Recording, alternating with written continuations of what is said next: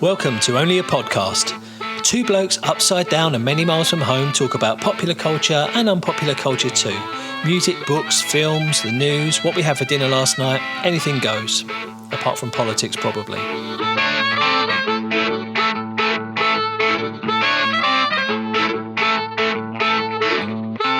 Kia ora koutou. Hello everyone. Welcome to episode 29 of Only a Podcast. Say hello, Captain. Hello, Captain. Hello, folks. What's going on? What's going on? I don't know. I'm not sure. I've just been reading a thing about the Hertz car company in the States. Just before we came on air, as it were, they've been fined an awful lot of money because when they stuffed up and when they didn't know where a car was, or they didn't enter in the system that the person had returned the car, their default thing to do was to raise a report with the police. Who would then investigate the people that rented the car and in some cases slap them in jail. Wow. So they are now paying $168 million in reparations to these poor folks, all because they were crap. And of course, you know, all the big wigs are not going to be affected by this, but the company will have to fork out for their of course they will. Their own stupidity. Prices go up, basically. Yeah. So hit them where it hurts, you might say. Yes. A little bit of politics there. Oh, yeah, very, very much. Kind of. I don't know. Yeah, good. I've been out for a run. I've been running a bit over this last week or two. Yeah. Oh. I haven't run for ages. And like for probably a year since I last put a pair of running shoes on. And I'm not very good. You know, even then, that was when I was living in my previous house where it was completely flat. I couldn't run 500 metres without having to stop, you know. But, I've got some new running shoes on Black Friday sale and I'm out, and it's definitely not flat where I am here. No, it's not. I just got back from I managed 6K. I didn't run it all. I ran the first 3K and walk round back. Got a bus a second. got an Uber. No, so it was cool. Yeah, it's going really well, and I don't know why I can suddenly run more than I could. Although it could be one thing, which is the aforementioned cold showers, which do brilliant things for your cardiovascular system. Because I'm still doing them. I've been doing them for about a year. Supposed to do very, very good things for all your capillaries and your veins and your arteries and all that. So maybe it's that. Getting more oxygen around. So also in that time, I know we've talked about doing a men's health special, but I'm going to talk about a few health things here while we're at it. Also in that time, I've been doing these cold showers. Again, might be a coincidence, but you know, I've got a Fitbit and it measures all your bits to make sure they're fit. And I've noticed my resting heart rate about 9 months ago was 60, which is good. It's fine, but it's gradually come down to 55. Whoa. And again, I reckon it's down to the old cold showers. Yeah, it could be. I'm not doing anything else different. So that's really good. But the flip side of that is it's time for my annual health check. So I went down the road today and had a blood pressure thing done. I mean, blood pressure's up a bit. Wow. Yeah, I mean, blood pressure's been a little bit high for a couple of years, but it's up from what it was a couple of years ago, last time I had it checked. So, got to sort that out. It's salt. Must be salt, because I don't eat any saturated fat whatsoever. I don't smoke. I don't drink, really. So it's got to be salt. I eat too much bread, because I was reading up on this, because most people get most of their salt from bread, store-bought bread. And I do eat it. It's a strange thing, but that's what happens. Yeah. So I've got to try and work on that. Yeah. I was okay with my recent bloods, urines, and whatever's tests. Not too bad. Cholesterol is the thing that I get worried about. My dad still controls his with medication. I'm not quite at that stage yet, but I do keep an eye on it. Well, I was regularly. I was at the point, because I was having annual, because we used to get them done free at work every year. So I was getting an annual cholesterol test. And I was watching it throughout my 40s, really. I was watching it creeping up and up. Yeah. And it got to the point where they said, you should go speak to your doctor about this. So I did, and the doctor said, okay, well, you're at the threshold now, and any more, and we're going to have to talk about putting you on medication. And that was one of the things that made me think, I'm going to try a vegan diet. So I did that and did just try it. It just happened, and that was it. It was vegan, and got the cholesterol done 12 months later, and it plummeted. I mean, like absolutely plummeted, and it's continued to do so ever since, because I don't eat any saturated fat at all. And that's what causes it, right? So that's good. That's good. That's cool. Anyway, men's health. So, get your things done, folks. Get your regular tests. Yeah, get your bits and bobs. None of this I don't want to know nonsense. Just go and get it done. Yeah. Sort yourselves out. Yeah, I mean, I get this annual blood test. I mean, I don't get, a physical checkup, if you know what I mean, but I do get an annual blood screen just because of my diet. I need to make sure I'm getting all the right things. I know I am. It's more for other people when they start giving you a bit of stick about your diet. You say, well, actually, all my bits are all exactly where they should be. It's all good. So, cool. So that's good. So this episode, I don't think we've got anything specific to talk about, but I've actually, as always, managed to get quite a big list of little bits and bobs that have come up over the last few weeks. So I'll kick off. Go on then. I had a message from mon ami, my friend Alex in London. Bonjour, Alex. Putting me right on something. Oh. Yeah, I was wrong on something. So I said a few episodes back, we were talking about the Beatles, and I mentioned, which track was it? Oh, I can't remember which song it was now. There's a Beatles song, you'll know when I say it. And I said, this is the only Beatles song on which none of the band played any instruments. Eleanor Rigby. It was Eleanor Rigby. I was wrong. There were several, actually, and he pointed it out. She's Leaving Home was one of them, because he was listening to that and he thought, I wonder. And it turns out they didn't play on that one. There were a few, actually, where it was just strings. So I was wrong. So you'll be having my resignation letter in the morning. Crikey. Yeah. You're sentenced to read the Ian MacDonald book 5 times. Yeah. So there you go. But we did have another one from Tricky on Instagram over there, explaining, because we didn't do it particularly well, about Engelbert Humperdinck's Release Me beating Strawberry Fields / Penny Lane to number 1. And he said, of course, and it's true, because it was a double A side, and the way they counted it was either one or the other, not both. So you were, if more people said Strawberry Fields, then Strawberry Fields was the highest. I thought record shops just filled in a form at the end of the week to say how many. I guess that was it. But if they handed it in with Penny Lane written on it, or Strawberry Fields written on it, then it's sort of, halfish. So that's my excellent. Yeah, fair enough. And we cast another one out there to the socials, which was after we talked about Dominion Road, which is near where I live. Hemi over there in Glasgow said the song that was written about my hometown is Te Awanga, which is in the Hawke's Bay over here, and it's by a sort of New Zealand psych pop artist called Conan Moccasin, although the song was actually sung by Conan's dad. A nice little floaty bit of stuff, if you want to listen to that. Yeah. And imagine what Te Awanga is like. Maybe Hemi can tell us.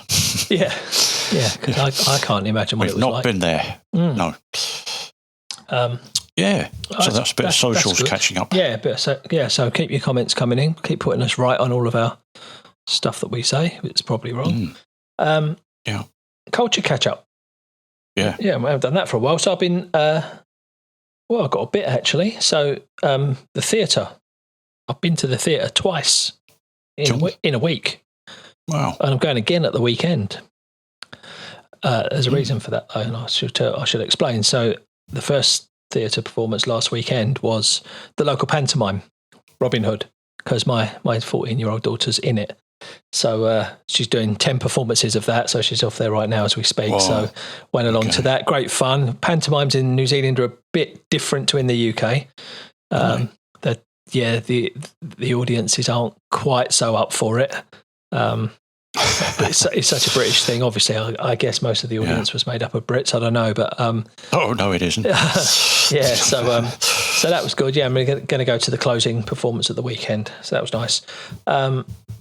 And last night I went to the Regent Theatre in Dunedin and saw the Horizons show by Professor Brian Cox and Robin Ince. Yeah. I'm sure you all know who Professor Brian Cox is. Robin Ince is a stand-up comedian of some standing. You may or may not know him, but there's a BBC Radio 4 show called The Infinite Monkey Cage. I don't know if you know that, Captain. No. I've been it gets released as a podcast as well, and I've been a fan of that show for years. I'm quite a big fan of Radio 4 generally, and it's it's like a panel show. They have guests on, and it's science based, but with a twist of comedy. So it's a light-hearted approach to science. And each week they'll have some experts on. It's Brian Cox and Robin Ince host it, and they'll have a couple of experts on about a different topic. So out of the back of that, Brian Cox and Robin Ince have gone on a world tour. They've been all over the place, but they came down to Dunedin, which was great. My brain hurts a bit though. You won't believe what goes on inside a black hole. Yeah. It was very heavy. It was cosmology, astrophysics, and astronomy and all that kind of stuff. It's all pretty heavy, but absolutely fascinating and quite philosophical as well, actually. Asking questions about, could there be life on other planets? Probably not. But there's trillions and zillions of them, so there might be. Yeah. So that was really, really interesting, actually. So if you get a chance, I don't know how long the tour goes on for. I know they're going up to Christchurch, so I don't know if they're coming up your way as well. I'm not sure. I think so. But yeah, folks, anywhere in the world, if you happen to catch them on their world tour, this was actually postponed. I think we got tickets for this in 2021, but because of things, it's only just actually gone ahead. But great night, very good. Cool. I saw him on the social media. A picture of a fantastic-looking cheese board. In the theatre. That was in a hotel in Dunedin. He was very impressed. They liked Dunedin. Robin Ince was very complimentary about the bookshops. There's some great bookshops down here, second-hand bookshops. I also been watching Going Straight. Now, in the last episode, I think it was, we talked about TV spin-offs. We did. And you sent me a link. And I found it. Yeah, I knew it was on there because I'd found it before we talked about it, so I knew it was on there. Yeah. But you sent me the link to Going Straight. So I've started watching it. I watched the first couple of episodes. Really good, just brilliant writing. I'd forgotten Nicholas Lyndhurst was in it. He played... Fletcher's son, And Lenny Godber, of course, and all that. So, I've been enjoying that. I guess I shall get into it. Yeah, I shall definitely get into it. Only like 20 minutes long. I found it. I guess it was only one series. I'm not sure actually, but I'm sure there aren't many of them. So, There's not many. And we're also watching as a family, which I haven't really talked about this because I think all the time we've been doing this podcast, in our house we've had some sort of long-running American comedy on. And we've got another one on. It's not such a long-running one, actually. It's not so many episodes, but it has been around for a long time. But I think they had a break of about 10 years between series. But it's called Arrested Development. Have you ever seen that? No. Or ever heard of it? I have a thing with American series. I know. It's one of those. Yeah, it's one of those. It's about this completely dysfunctional family and who the dad's been put in jail. He headed up the family business and it was all a bit corrupt, so he ended up in jail, but he's still running the business from jail.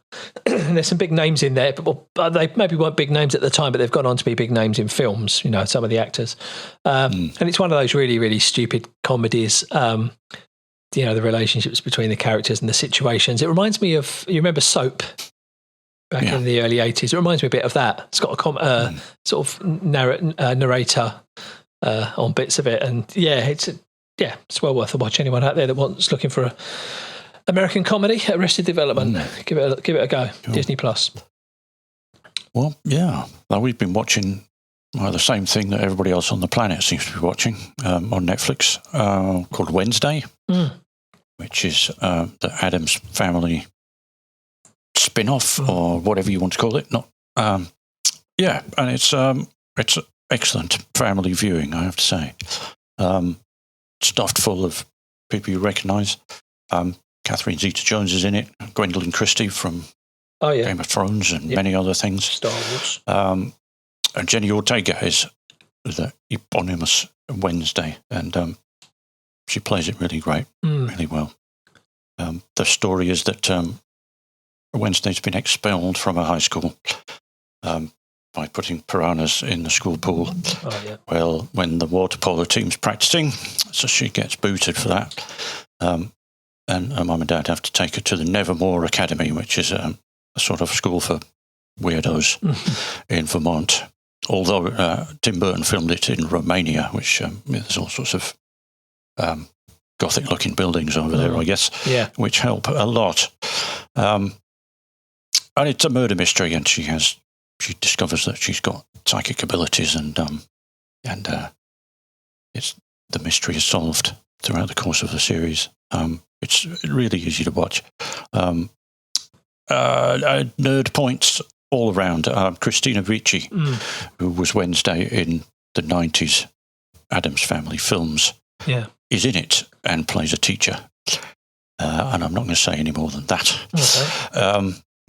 And I will say extra nerd points. Thora Birch, who starred with Scarlett Johansson and Steve Buscemi in Ghost World, which is one of my favourite sort of slightly odd films, was going to be in it as that teacher. But things happened and she didn't want to do it in the end. So they made the inspired decision to put Christina Ricci in the role. Brilliant, It was pretty cool. Catherine Zeta-Jones is Morticia, which I wondered how that would go for a start, but she makes a good go at it. And as always with these things, there's a tremendous viral happening in that there's a dance scene in it, and it was the soundtrack was the Cramps song Goo Goo Muck. I say the Cramps, it was originally performed in the 50s, I think, by a band called Ronnie Cook and the Gay Lads. The Cramps are responsible for reviving a lot of these old rock and roll weird obscurities. But the owner of the song, there is an owner of Goo Goo Muck, I think he was sold it, this guy called Jim Shaw, who was a former member of Buck Owens, the Country Stars band. But Jim is making big bucks now, obviously, since Goo Goo Muck has gone absolutely bonkers from being in this scene. So that's this week's Running Up That Hill, I think. Oh, right, okay, yeah. So you can listen to the Cramps version, or you can listen to the Ronnie Cook version and decide which ones you like. But good series, and top of the charts over here, and I'm sure in a lot of other countries. I'm going to watch that. It's only an M rating, so it's not too scary. Right. No, one of the kids is watching it, but we're not all watching it. So we will check that one out, I think, over Christmas. Yeah, good. Cool. Good stuff. I saw it recently. It was Jimi Hendrix's birthday. Or would have been his 80th. Wow. Got me thinking. If he hadn't gone and died, where do you reckon he would have gone, like musically or whatever? Well, there is a sort of thread that he was either working with or going to work with the jazz arranger, Gil Evans, I think. Right. Oh, this is digging back in the old brain cells here. So would he have gone down a kind of a jazz angle? I think he absolutely would have done. To develop into the Miles Davis kind of 70s and through the 80s kind of thing going on. Yeah. I think you're absolutely right. That's exactly what he would have done. Some of his later stuff was very jazzy, wasn't it? Very swingy, and he was going that way, I think, or very experimental. It would have been, very experimental stuff. As the technology, there would have been synthesizers in there and all kinds of guitar synthesizers and stuff. Those Yamaha Roland things, whatever. I reckon that's the way he would have gone. But alas, we'll never know. No. Unless we go down from a black hole into a wormhole into another universe, down or something. But yeah, we won't go there because no. So talking of dead rock stars. Oh, well, do you want to start? Yeah. It's just getting quite regular, isn't it? It is. Everyone's dying, aren't they? How's that? It's is it a thing? Is it a thing that people are certain people of our people that we liked, people that we thought were great, are just that little bit older than us, and therefore are just coming into the writing's on the wall, mate. Coming into the health, health problem area kind of thing, or so well. Let's just say Christine McVie from Fleetwood Mac. Sadly missed. A tremendous songwriter. I think probably maybe even slightly underrated. Is that a thing to say? Well, she was in the shadow of the very glamorous Stevie Nicks, of course, wasn't she? So clearly, she wrote some of their biggest hits, right, and performed. Don't Stop. You Make Loving Fun. Little Lies. Songbird. And more. Pretty much the highlights of a lot of those albums, I think. Had a very recognisable voice too. Absolutely. Terrific. You said something to me last week regarding this about rumours and how at the time, you were too cool to be into rumours. 1977. So punk was happening and AC/DC and all that stuff. So no, of course. And then you come back to it later in life and you think, And I think that we could get a topic out of that, I reckon, because we've all been there. I mean, for me, it was all of the sort of, mid to late 80s. So my teenage years, really, I was into some terrible music just because it was cool. And I was missing out on some great music, the Smiths, The Cure, whatever, all that stuff. I was missing all that stuff because I was listening to, whatever crap I was listening to, long forgotten. There's one for the folks really out there. If you any music that you've come back to later in life that you were just too cool, it was too mainstream or too crap at the time, and it's for whatever reason, you just thought it was not your thing, and it did suddenly become your thing later in life. Or not even your thing, but you just got the respect for it. You got more out of it. I think someone like George Michael I would put in that category. I just thought he was just a pop star. It's only years later you think, actually he was a really, really good songwriter and a really, really good singer, great performer and all that stuff. Have a think about that. Some of those albums that just, like Rumours, that just stayed glued to number one for a long time. Well, they were there for a reason. Of course. We might not have liked them at the time. They were being bought by people who weren't concerned about how cool they were. They were just buying it. And in the 70s, I remember, as a kid, there'd always be parties going on in people's houses around the neighbourhood, and the same records would be there. Like the Saturday Night Fever soundtrack, everyone had that, and it is what it is. But you go back and listen to that now, and for the most part, it is phenomenal. There's a couple of little dud moments on there, but for the most part, it's a phenomenal record. And that's why it sold so many, because people who weren't that bothered about how cool they looked or whatever bought it because it sounded good. And I think, we can be a bit too snobby about the whole thing sometimes, eh? Yeah. We have been. We also lost Wilko Johnson. We did. Who did well to get as far as he did, given how very unwell he was a few years ago. I think he did very well to get there. Yeah, it's a good job he got the second opinion, really, because he was pronounced on his way out. Yeah, right. And then there was a doctor at a show, I think. So he was up there playing on stage, and then somebody collared him afterwards and said, well, with these things, you can always go either way. So you just get a second opinion. Yeah. You never know. Yeah. And he did. Yeah. And he learned a bit more about his... and so gave him another 10 years, 15 years nearly. Yeah, must have been. Like that. He did the whole farewell tour. He made a farewell album, played his last ever concert and all that. And then... I mean, what a hero. In the early days of Dr. Feelgood, from the first Flip through to about 1977, was unfortunately a different kind of character from the other three feel-goods, which drove them all mad in the end. Yeah. But what an absolute legend, and a idiosyncratic guitar player like no other, really. Yeah, one of a kind. Maybe Mick Green from the Pirates, who he stole a few things from, but yeah, there ain't anyone like Wilko. No, it's interesting. Didn't they make their first 3 albums in a year? I think it was very quick. Very quickly. And mono as well. And mono. And it's interesting what you say, how, the personality clash. I think he was amphetamines and they were lager, the rest of them. Yeah. So they were slowing down. He was speeding right up. So, of course, all the radio stations in the UK have been playing the big hit, Milk and Alcohol. So I think you know what I'm going to say. Really? Yeah. It's a bit like when your man from UB40 died a year or so ago, and they were playing all these UB40 records he wasn't on.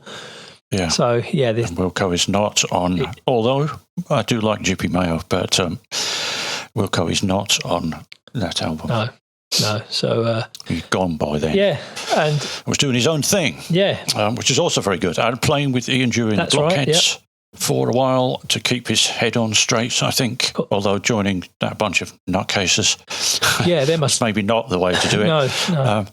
But at least he met Norman, the bass player, who he featured with in the Wilko Johnson band for many years. A tremendous bass player. The best British bass player ever, maybe? I would certainly... Probably the one that I've seen live. Yeah. That's just incredible. As basic as incredible as Wilko's guitaring is, it's very basic. And to have someone like Norman filling in the gaps, as it were, underpinning it all, his dexterity, incredible bass player, terrific stuff. Great. Yeah.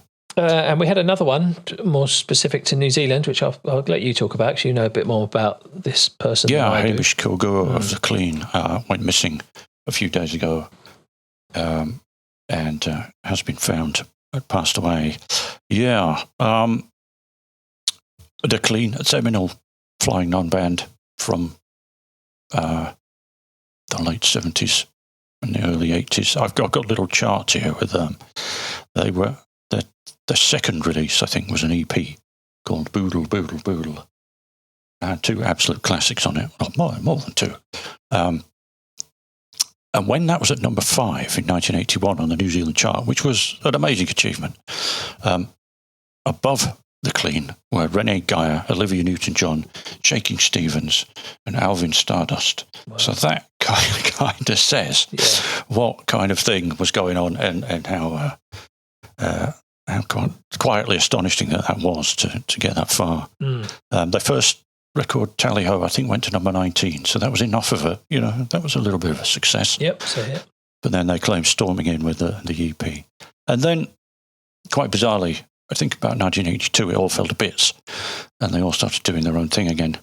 And I won't go into it too much here, but they were a band they've been reactivated by reissues.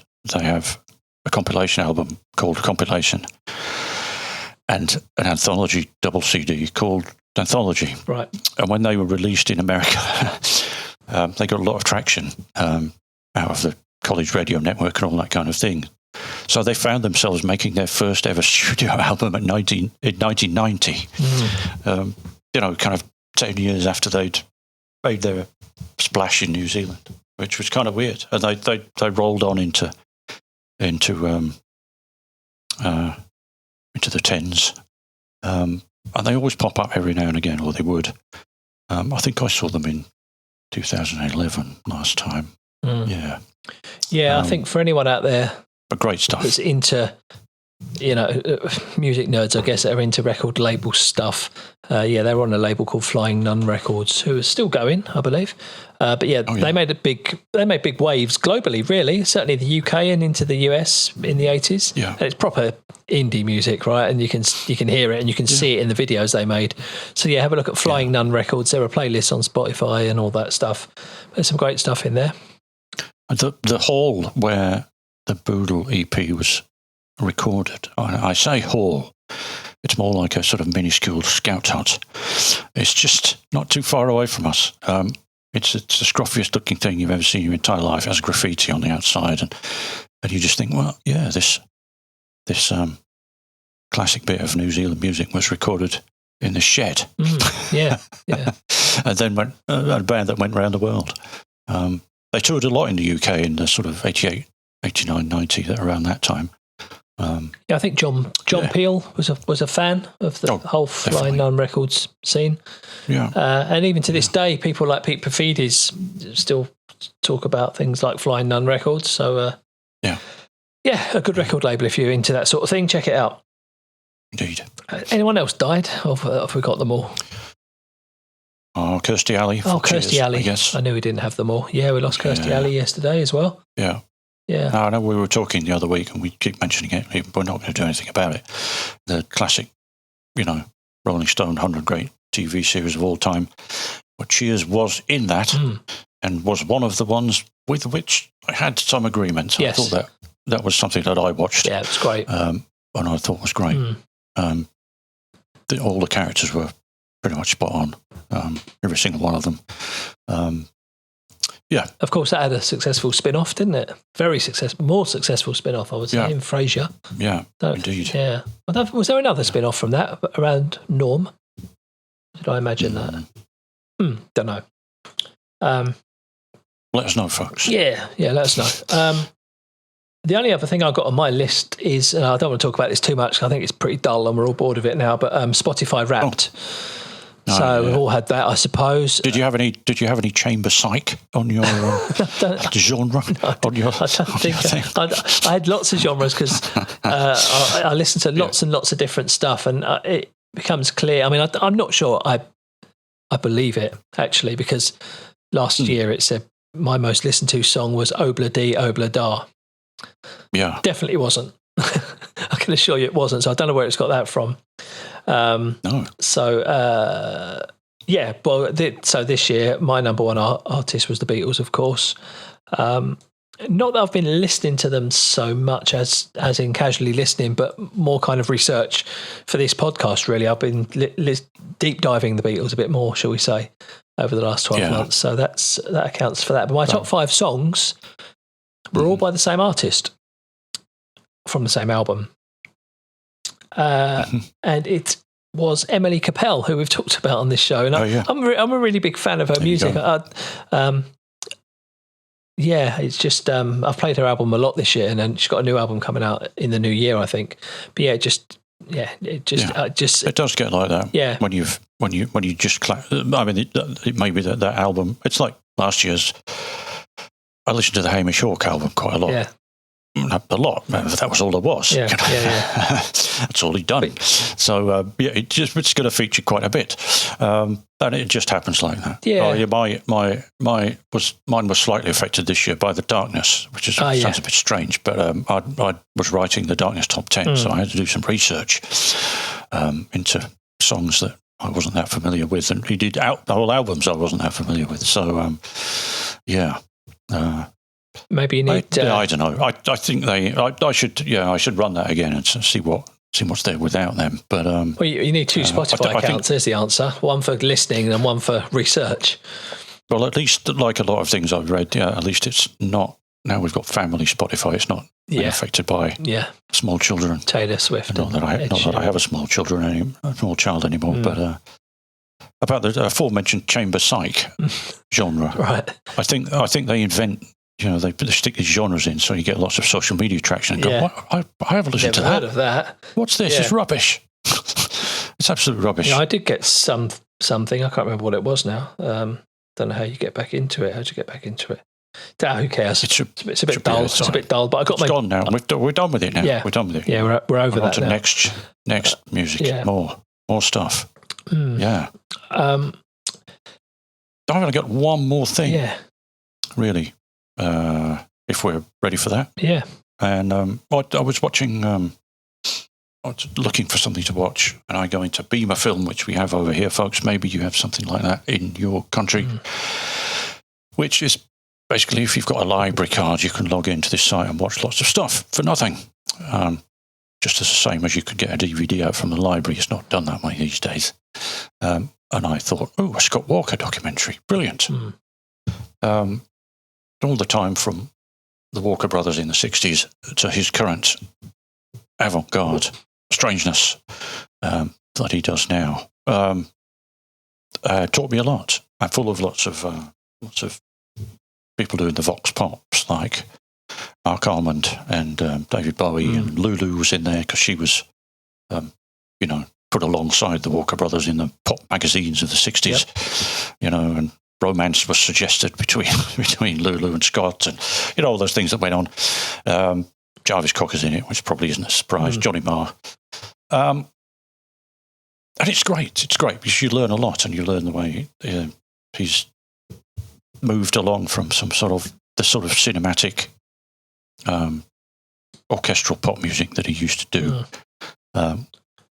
from the Walker Brothers, then into his solo albums, then into relative obscurity, and then hey-ho, in the 70s, everything happens and the Walker Brothers get back together to do something. A couple of albums came out. One of them has a very sort of strong Peter Gabriel, Robert Palmer type feel with the 80s production. So you think, oh yeah, that's moved on a little bit. And then out comes another solo album called Climate of Hunter in 1984, which just gets a little less song-based, let's put it that way. And then subsequent albums, which all come out with massive gaps in between because he doesn't like to be rushed, and does things a certain way. The Tilt was in 1995, and The Drift, about which this film is set around, really, in 06, and Bish Bosh in 2012. And those last three are rather challenging. Mark Almond was on there going, I absolutely hate Tilt. It was awful when it came out. It was terrible. And so he's kind of ruined Scott Walker for Mark Almond. Oh dear. Because he did one of his songs, didn't he? Cover. I know. Yeah, yes. Jackie. It's the kind of, he's covered Scott, and a bit of his oeuvre is based on that. The string sections and all that stuff. Orchestral string-based pop music. But, I think it's on The Drift. A lot of fuss was about Scott Walker had bought some sides of meat for the percussionist to punch. That was the strange bit that escaped, that everybody meant, what on earth? But even going back to Climate of Hunter, which was still basically, listenable. I'm saying that in the worst possible way, but it's in the film that when the musicians, all solid, cracking session musicians come in, and are told that they can't play any melody at all. Now, fancy that. You're working on songs that you can't play along to.